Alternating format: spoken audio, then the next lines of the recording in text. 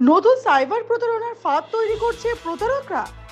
WhatsApp, Facebook ও ইনস্টাগ্রামের পাশাপাশি বর্তমানে টেলিগ্রামেও সোশ্যাল মিডিয়া একটি গুরুত্বপূর্ণ মাধ্যম হয়ে উঠেছে। তবে সম্প্রতি টেলিগ্রাম ব্যবহারকারীদের মধ্যে এক ভয়ঙ্কর সমস্যার কথা সামনে আসছে। অনেকেই অভিযোগ করেছেন তাদের অজান্তেই টেলিগ্রাম থেকে বিভিন্ন সন্দেহজনক লিঙ্ক অন্যদের কাছে পাঠানো হচ্ছে। অনেক ক্ষেত্রে বন্ধুরা ফোন করে জানাচ্ছেন, তুমি টেলিগ্রামে একটি লিঙ্ক পাঠিয়েছো, অথচ সেই ব্যক্তি নিজেই জানে না কিভাবে ওই লিঙ্ক পাঠানো হয়েছে। বিশেষজ্ঞদের মতে ভুলবশত ওই ধরনের লিঙ্কে ক্লিক করলেই মোবাইল হ্যাক হয়ে যেতে পারে, অথবা টেলিগ্রাম অ্যাকাউন্টের ওপর নিয়ন্ত্রণ চলে যেতে পারে। এরপর সেই অ্যাকাউন্ট থেকে অশালীন বার্তা বা ক্ষতিকর লিঙ্ক ছড়িয়ে পড়ছে অন্যদের কাছে। বিশেষজ্ঞদের মতে এটি আসলে সাইবার প্রতারণার এক নতুন ফাঁদ। সাধারণ মানুষের বিশ্বাসকে কাজে লাগিয়ে প্রতারকরা এই কৌশল ব্যবহার করছে।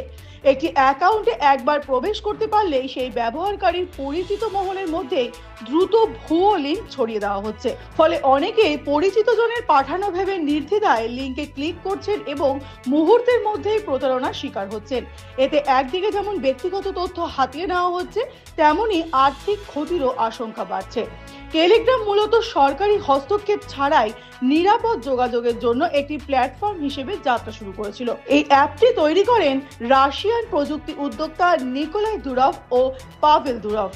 পাভেল দুরভ বর্তমানে টেলিগ্রামের প্রতিষ্ঠাতা ও সিইও হিসেবে পরিচিত, কিন্তু সেই নিরাপত্তার সুনামে এখন প্রশ্ন উঠতে শুরু করেছে। সম্প্রতি পশ্চিমবঙ্গের একাধিক জায়গায় এই ধরনের ঘটনায় আতঙ্ক ছড়িয়েছে। অনেকেই বিষয়টিকে গুরুত্ব দিয়ে থানার দ্বারস্থ হয়েছেন। সাইবার বিশেষজ্ঞদের মতে এই ধরনের লিঙ্কে কখনোই ক্লিক করা উচিত নয় এবং নিয়মিত টেলিগ্রামের সিকিউরিটি সেটিংস আপডেট রাখা জরুরি।